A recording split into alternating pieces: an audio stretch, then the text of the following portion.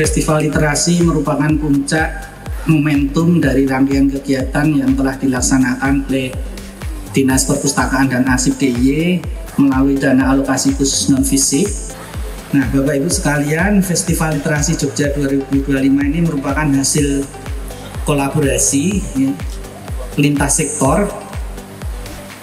Yang pertama, Perpustakaan Nasional Republik Indonesia, kemudian yang kedua Dinas Perpustakaan dan Arsip DIY, kemudian yang ketiga kolaborasi kami dengan Dinas Kebudayaan atau kalau kita menyebutnya Kundoka Budayaan, Prof. Kemudian Dinas Koperasi dan UKM DIY, kemudian Dinas Kominfo DIY, kemudian Balai Bahasa, kemudian juga dengan non-pemerintah tentunya Ikatan Penerbit Indonesia atau IKAPI DIY. Kemudian Bapak Ibu sekalian yang kami hormati, Festival Literasi ini juga dimeriahkan dengan pameran literasi oleh Dinas Perpustakaan Kabupaten Kota. Terima kasih Dinas Perpustakaan Kabupaten Kota, ini juga bagian dari kolaborasi lintas tingkatan pemerintahan yang menampilkan hasil implementasi transformasi perpustakaan berbasis inklusi sosial atau TPBIS. Kemudian juga dimeriahkan komunitas baca dan taman bacaan masyarakat. Kemudian Festival Literasi ini juga dimeriahkan oleh Balai Pengelolaan Hak Kekayaan Intelektual DIY. Kemudian juga tentu Balai Layanan Perpustakaan DIY. Festival Literasi Jogja 2025 kali ini diramaikan dengan pasar buku atau book fair yang di belakang Bapak Ibu sekalian, yang diikuti lebih dari 100 penerbit yang tergabung tentunya dalam IKAPI. Dinas Koperasi dan UKM turut meramaikan dalam penyelenggaraan festival ini dengan berbagai stand UMKM, jadi ada di sebelah timur.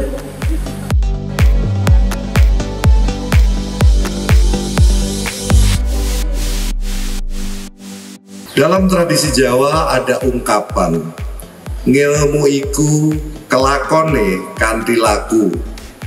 Ilmu hanya bermakna ketika diwujudkan dalam tindakan. Literasi bukanlah sekedar kemampuan membaca dan menulis, melainkan keberanian untuk menghidupkan kata-kata menjadi perubahan nyata. Kita hidup di era di mana informasi melimpah ruah, tetapi seringkali berhenti menjadi sebuah wacana.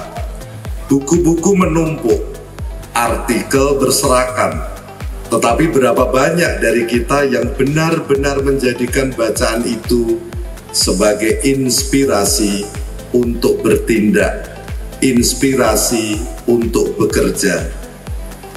Hadirin sekalian, beberapa tahun terakhir, negara-negara dengan sistem pendidikan terbaik di dunia justru melakukan langkah menarik.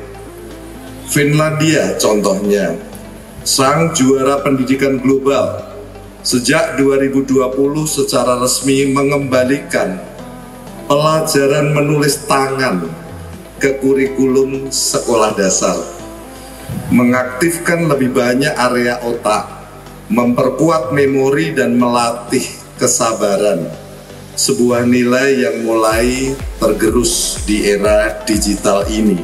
Tak jauh berbeda, Prancis menerapkan larangan penggunaan ponsel di sekolah.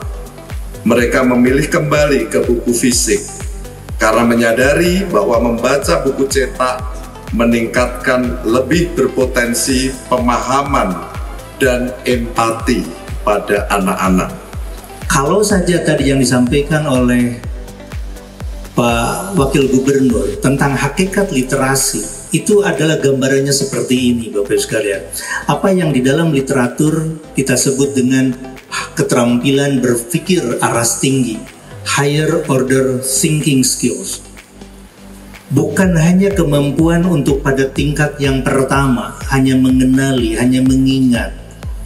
Bukan hanya memahami, menerapkan, tapi justru literasi yang paling tinggi itu adalah sesungguhnya kita bisa mencipta sesuatu. Pekerjaan-pekerjaan yang sekarang ini dikerjakan oleh Bapak Ibu di TPBIS misalnya, itu mencipta karya. Nah, penciptaan ini adalah hakikat tertinggi dari literasi itu. Oleh karena itu, yang harus dikembangkan adalah memahami sejak awal dan ujungnya adalah dia bisa mencipta sesuatu. Nah, tadi Pak Wakil Gubernur mensitir apa yang disampaikan oleh Pramudia Anantatur, tapi kemudian harus dilanjutkan. Ilmu saja tidak cukup, menulis saja tidak cukup, tapi harus ada tindakan dengan perilaku yang penuh etika. Karena apa? Literasinya sudah ada pada tingkat paling tinggi. Yaitu, untuk tingkat literasi masih di angka sekitar 50-an%. Paling tinggi pun hanya di angka 52%. Yang anak-anak kita, masyarakat kita, kalau misalnya diminta membaca buku, kemudian harus memahami buku, hanya paling besar 52% dari mereka yang memahami. Apalagi di zaman digital seperti sekarang. Membaca serba cepat, apa yang instan sudah kita percayai, padahal tidak mau membaca detail. Itu persoalan besar. Bahkan kalau kita bicara tentang numerasi, Bapak Ibu sekalian, itu lebih dahsyat lagi angkanya. 2/3 ya, anak-anak kita, masyarakat kita itu tidak paham terkait dengan numerasi. Jadi kalau misalnya dulu kita perkalian, pembagian itu di luar kepala. Sekarang ditanya berapa misalnya 3 kali 9. Dia mikirnya panjang. Paling tidak harus melihat dulu kepada kalkulator. Karena apa? Kebiasaan untuk membuat pembelajaran numerasi itu sudah mulai diabaikan. Nah, makanya tadi seperti yang disampaikan oleh Pak Wagub, beberapa negara kembali kepada pembelajaran yang sepertinya manual, begitu Bapak Ibu sekalian.